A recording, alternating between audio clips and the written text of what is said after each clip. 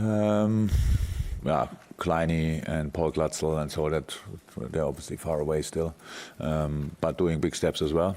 Did I miss anybody? Probably not. You didn't listen really, right? I know. Thank you. I hope I didn't miss anybody, but it looks quite okay in the moment. Congratulations on winning the Manager of the Month. Thank you. It's been another great start. It was a great start last season as well. No, they changed the trophy. Really. So you won one already? Yeah. Are you sensing a greater belief this time round in your players than last season? Because you made a fantastic start last season. I just wonder if anything's changed in terms of their belief in what they do. Not really, but if you ask me about it, the start, because it was a good start, is a good start. But of course, things changed. We only have to make sure that we use the things in the right way. So the experience we made, yes, we always were like, it always felt a little bit that we are one step behind until we win finally something. We were good, but yeah, close is not enough, pretty much like that. And yes, now we won it. It was for sure a big relief. The boys were confident last year, and the boys are confident this year. It's all about if we play the way we want to play with 100%, then we are a difficult opponent. As long as we do that, we will win football games. Not all of them probably, but we can win football games, and that's what we have to make sure, and they're all responsible for that. We are all responsible for that. So it didn't change a big thing for us, to be honest, to win it. We had to deal with a few new things. It was a lot of talk about it when we already made up with it, if you want. If you already realized it's over, then we had still to talk about it. It was like strange, but that's obviously part of winning something as well. And that was an experience as well. But apart from that, it didn't change a lot. The boys are still the same hungry bunch of good football players what they were before, and I'm really happy about that. And that's what we have to show tomorrow again, because Newcastle will fight like crazy, and like they did against Tottenham, for example. They had a couple of good results now, and if somebody, I'm not sure if anybody want to ask something about Newcastle today, that I put it in my answer, in this answer already. So it's really strange that kind of 20-something percent possession at Tottenham, but deserved the 3 points, to be honest, because with this 20-something possession, they did a lot of really good stuff, and it's difficult. For us tomorrow, the game will be a real challenge. We need pretty much everybody on their toes, and I hope that after 2 weeks, or I don't know when we had the last home game, last away game was Burnley, so 3 weeks probably, when we played the last at home, it was against Arsenal. We need that atmosphere again at 12:30. If we have that atmosphere, then we can do something. I just want to ask about the Napoli game. I know it's 2 games' time, but you saw the shots yesterday in the dressing room in a bit of a state. Are you concerned about that in terms of the preparation for a big game like that, or does it not matter? I think it will be sorted until we come. I don't know actually. I heard different things about it. I saw pictures, but you don't. It was not. I was not live streaming, so maybe somebody made it to last May or whatever. And I don't know really, but I trust. In this case, the UEFA enough to think that they will sort something, that we will have a shower and any space where we can change. So I hope that will be organized like this, but I don't know. I don't want to make it bigger than it is. If it would look like it looked on the few pictures we saw, it would be not too cool, but as long as the pitch is still there and all the rest as well, then we could play as well. But of course, would not be cool. But we cannot change that. It's not our dressing room, so we only go there and accept the circumstances and go out and play football. And James asked you about international players that had been away, but in terms of the ones that haven't this time, I think it was about this time last year that maybe things caught up a little bit on Sadio. Mo Salah had posted a nice picture saying he feels refreshed now as well. So how important is that element of it? It was perfect for the boys who didn't have to go. That's how it is. It's always a challenge between this little fight. I'm really happy for the boys being named for their national team. It's really nice. It's a big honor and all that stuff. But I said it 500 times. And if you see the players who didn't have to go this time for different reasons, then it's just everything is different. It's in a very intense period to have this kind of 5-6 days off. Where they train, they always train, but they don't have to be here, and we do proper football sessions because usually we only have 3 players here. That makes no sense. This time it would have been 5. So could have trained, but it makes still no sense. And then Sadio and Mo have still not the time off what they needed. So for all the others, it's really tough. Always they have 2 games when we speak about international break, but they have another week with 2 games, which is just not easy over in a long period. But we cannot change that, so we don't think too much about it. But the more often we could do something like that, the better it would be for the boys, because it feels not only refreshed, they are refreshed. That's how it is, and hopefully we can use that. It seems, seeing how it's Friday the 13th today, to ask you about the element of luck that maybe sometimes... My youngest son is born on the 13th, so for me it's no bad luck on the 13th, if you want to ask about that. Well, not necessarily Friday the 13th, but just clearly been good on at least one time in your life. But just in terms of the element... really good. In terms of the element of luck then, does it play any sort of part? Do you feel that it plays a part in whether you are successful or not? Yeah, always. Life without luck is a difficult battle. Football without luck is a very difficult battle as well. So yes, of course, we had in the last Champions League final more luck than we had in all the others, in all the other games, important games, Champions League finals or whatever. That's true. It was not too much, but it was more because we had absolutely none in the games before. So it's easy to have a bit more luck.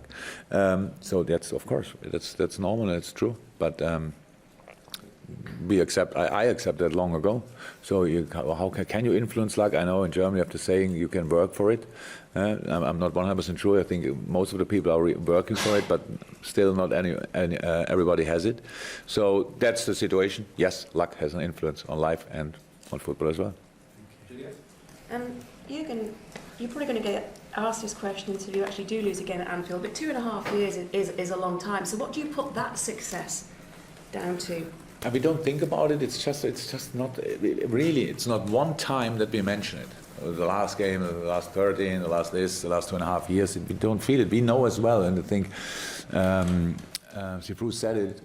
Stats are there to be broken, so that's how it is. And if you tell them, it's always nice to be the first one. Then after 2.5 years, to be the team who can do this. And each team could have done it, but we were in most of the moments we were better. So and deserved the win or the 3 points or the draw or whatever.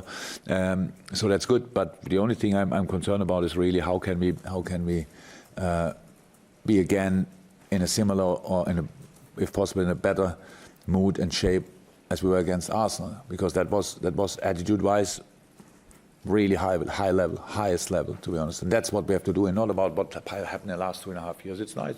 If you look at it, it's a number. It's nothing else. It's nothing else. We just had to. It was clear we had to change things. Since I came here, not only this, but this one of you have to make Anfield a fortress again. It's clear. Everybody wants to do that with their own stadium because you play most of the time there. Each second game is there, so that makes 100% sense. Using your own crowd, using the atmosphere, and also we all want to do that, but it's still difficult. And we created a proper basis together there. That it became more difficult for other teams to get something from here, but it was always, or for a lot of teams, still possible. And we have to make sure that the day when it will happen will be in the future, far away, and that's the target. But the only thing we really can do is to give everything tomorrow. And if we do that, we have a chance to win. And if we have the chance to win, then we should take it. Yeah, again, in terms of the international breaks, and we know that disruptive to the club scene for all managers, and they're all difficult to cope with. Is the first one the most difficult because it comes so early on in the campaign and you've had players away, hardly having a rest? Does that make it more difficult? No, they're all difficult. So, ask me, we have now, the next one is in October, then the next one is in November, right? So they're all difficult. It's a very, very, very intense period, always.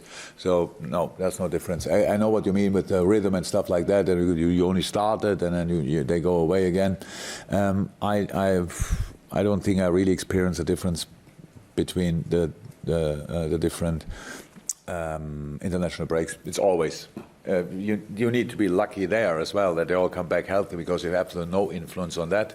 Everything can happen and they're away. So as long as you are lucky, you take everything. You take each result. You take each thing. You think, oh, they're healthy again, and we can start again. We are meanwhile used to that. We have since I'm here, we have got more and more players on international duty, and it means we have such a small group. 3 players, I think, would stay here, plus goalies would stay here for training, and all the others are all over the world. Even the young boys are all over the world. So, yeah, it's a challenge for all of us. But how I said, for all of us, we are not the only club. But of course, the top 6 again, clubs have more players busy in that period as well. So it's not easy, but it's our situation, and we accepted it long ago. Really interested to read some comments from Sadio Mane this week, and he was asked about being linked with Real Madrid and other clubs, and I think the essence of what he said was, I can't even begin to tell you how happy I am at Anfield. And you get the feeling that he's not the only one either. With that sense of togetherness amongst the squad, and lots of them on long-term contracts, how valuable can that be, that sort of togetherness amongst all the players? First and foremost, we have to make sure that the situation stays like this, that we are all like this with each other. So we have a wonderful atmosphere inside the group. We have a sensational atmosphere at Melwood, and we all know what kind of atmosphere we have at Anfield. So, and if we go wherever we go in the world, then the people are in the moment really happy to see us, at least our supporters. So that's absolutely special. But we worked hard for that. And we have to keep that. How can you keep that if you stay just in the same mood? If you always only focus on the next step, just do the next step, improve, try to fight as much as you can, run as much far as you can, jump as high as you can, and all that stuff. That's what we have to do, and then you can stay like this. Yes, it's nice. This club is wonderful, but it was always wonderful. Just the atmosphere was not always like this because of different things. Now we have quite a good basis, and we have to use it and to improve it and all that stuff. And then the boys have no reason to leave. So it's if they look left or right and see the quality of players they have in the dressing room, on top they like each other, which helps a lot, but it's not the most important thing, but it helps a lot.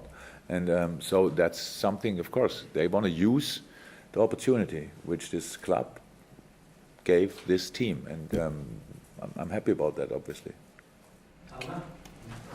Yeah, just on Newcastle, how different a team do you see them under Steve? Good, really difficult summer break or whatever. Off season, it was really difficult with Rafa leaving and stuff like that. Even I was not too much in football in that time, but even I was really felt everybody informed me about that, so it was difficult. And for Steve, for sure, difficult job.